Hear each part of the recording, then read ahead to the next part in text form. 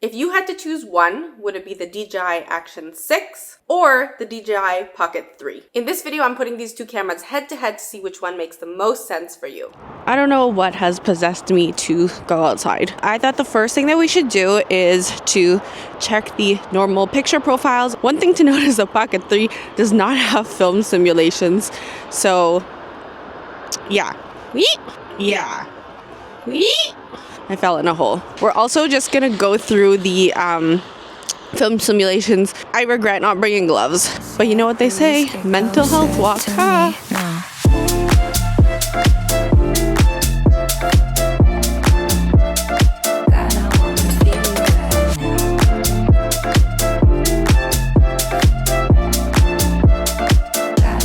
So we're back to FE. It's actually so interesting how you become more comfortable with vlogging, because a year ago I would never have walked down the street with my camera in hand like this with people looking at me.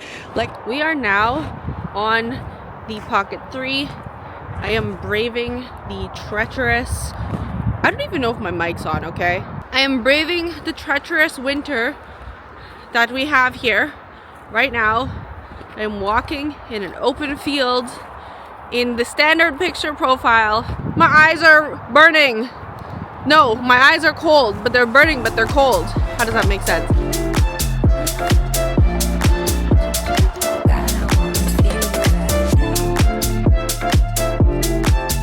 So I think when it comes to not having to edit any of our footage and just using the image straight out of a camera, you let me know which ones you prefer. If you are the type of person that just does not want to edit, but you kind of want to enjoy some sort of stylized look, then the Action 6 obviously gives you that option, but the Pocket 3 doesn't. So the Action 6 has a smaller sensor. So my aperture is fixed at f2 on the macro lens, and I guess you can see what the depth of field looks like on the smaller sensor.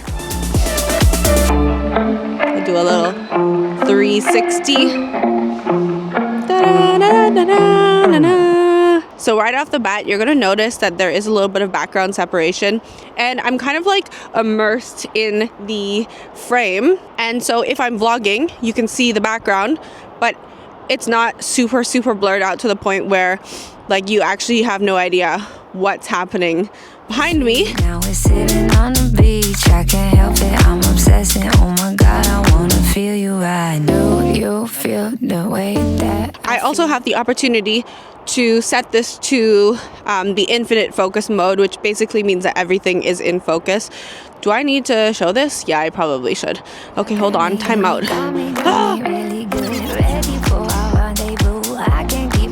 So you just swivel the thingy.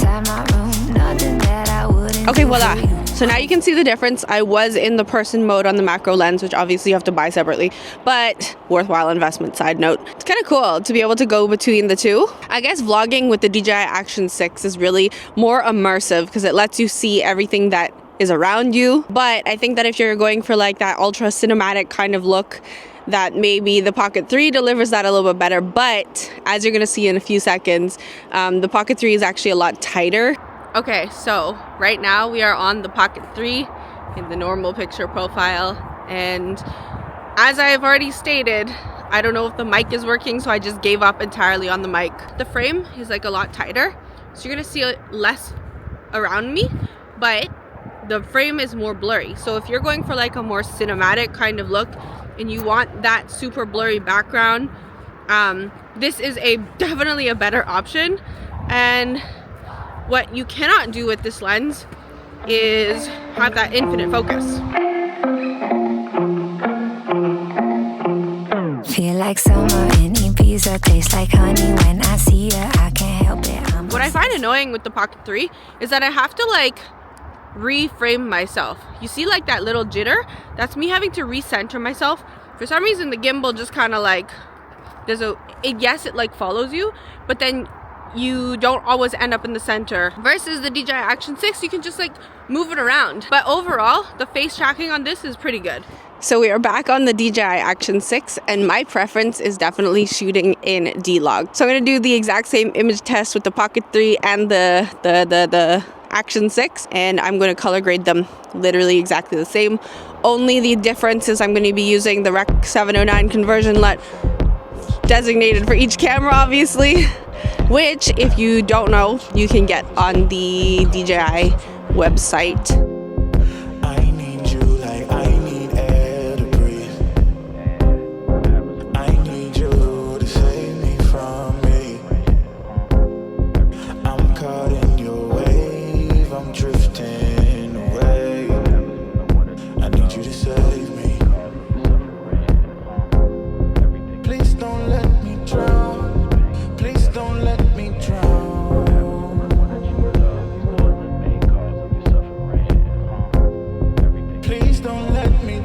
As I said, the Pocket 3 has a larger sensor than the Action 6. I think that their difference will show up a little bit more in maybe like low light tests because of that larger sensor. All right, I think that we're gonna head back. My little mental health walk is pretty much done.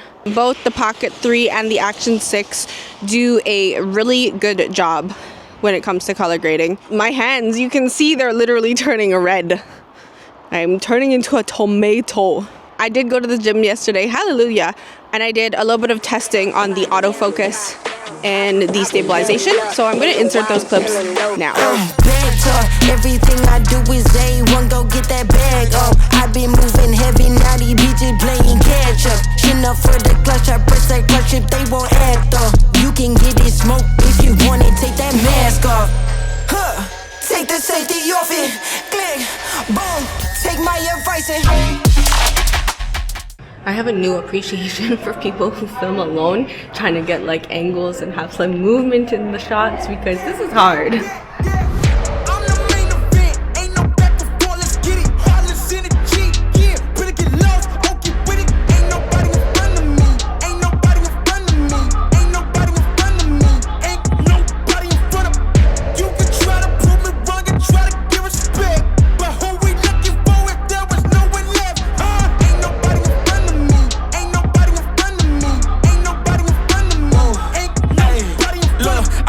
As the competition, but if you go against me, you the opposition. But if you wanna test it like you can close the distance, I'ma give it A forever since you're so persistent. With you, I'm just practicing, cause I'm back to back, let's get back to winning. As a matter of fact, I'm not that forgiving, cause you did this to yourself, that's a bad decision.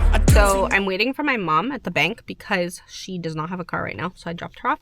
This is the Pocket 3. It has a gimbal. It is not waterproof, and it is pretty flimsy in design. So for anything like action or anywhere that you think this might get wet, it is not a good option. This is the Action 6. It is small and it is compact and pretty ruggedly built. The only thing that is not water resistant is the macro lens, which can be taken off. So if you're trying to choose between the two for something that's more action related or something where it might get wet, the Action 6 without the macro lens is the option that you'd want to go for. So we're finally done at the bank and I dropped my mom off. This is the low light performance using the macro lens on the DJI Action 6. Now, I am not using any of the Supernight super light modes. All right, so this is the Supernight mode, the designated low light mode. What do we think? I don't like it. I just know that I don't like it. Like, it's not this bright outside. Bruh.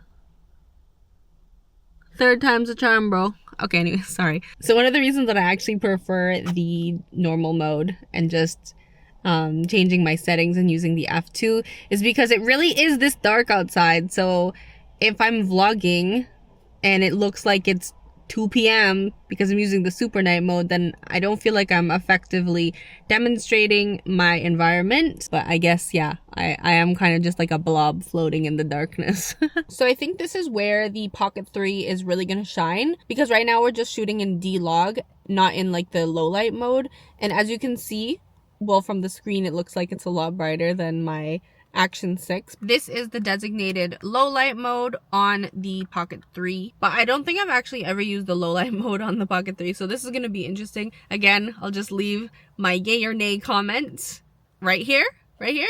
I shot this whole video without talking about a few important things, and I don't know what was happening in my brain, but the Action 6 shoots in 8K, which is really useful if you want to reframe any footage. If you want to see footage of the 8K, I'm going to leave a video in the description box below that you can check out. And also, you can shoot in the square sensor form, which means that you can repurpose your footage for vertical or horizontal content after the fact with the Pocket 3. If you're shooting in vertical, you are capped at 2.7K. You can shoot in 4K if it's horizontal, and there is no square sensor to choose from. So you are choosing either horizontal or vertical. So if that's really important to you, just keep this in mind. This brings us to the battery life talk. Honestly, both cameras have a really good battery. I don't have any issues with getting through a whole day with just kind of like burst shooting with both of them. We have the battery pack for the DJI Osmo Pocket 3. When we start to get into accessories, that is a whole different story. First of all, once we've added the battery pack and the Pocket 3 and the gimbal and everything, I'm not vlogging with this. This looks like a straight up weapon. Like, no lie, look at this. This is not looking like a camera no more. So that is one of my first quarrels with this. I feel like every single time I pull this out, people are like, what is that? And you know what? It's valid. Not to mention that all of the accessories that you need for this and just setting the whole thing up, it takes a moment. It takes a true moment. And the fact that the gimbal is super fragile, I think that you have to know exactly what you're shooting using this camera before you buy it. And then once you have bought all of the accessories for it that you might want to add to it, it actually no longer fits in the carrying pouch. So meanwhile, if I were to vlog with the Action 6, boom, turn the power on, done. Like, that's pretty much it. I have the macro lens on, so obviously that's an accessory, but that's it. It's just so much more simple. I don't need to worry about no gimbal. I don't need to attach different lenses once I've already attached the macro lens. It's just a lot less hassle. So if you're the type of person that just wants like a quick go setup, then the Action 6 is for you, and the Pocket 3 is a little bit more finicky. I feel like there are two different scenarios in which you would need these cameras. So I think that the Pocket 3 would be really good for any type of studio or just kind of cinematic. You're taking your time with the footage. It's not kind of like a run and gun type of situation. And you don't mind setting up all of the extra things, and you don't mind taking the time to frame your shots, and you don't mind a tighter shot. If you want something with really good image quality that you can just take around and not worry about too much, I would suggest the DJI Action 6 paired with the macro lens. It is a phenomenal combination. However, if you are looking for something that has a really blurry background, then this is probably not the camera for you. Or if you value image quality and sensor size over everything, then this is also not for you. Anyways, what are your thoughts? Comment down below. Let me know which one you have, which one you're looking to pick up, and why.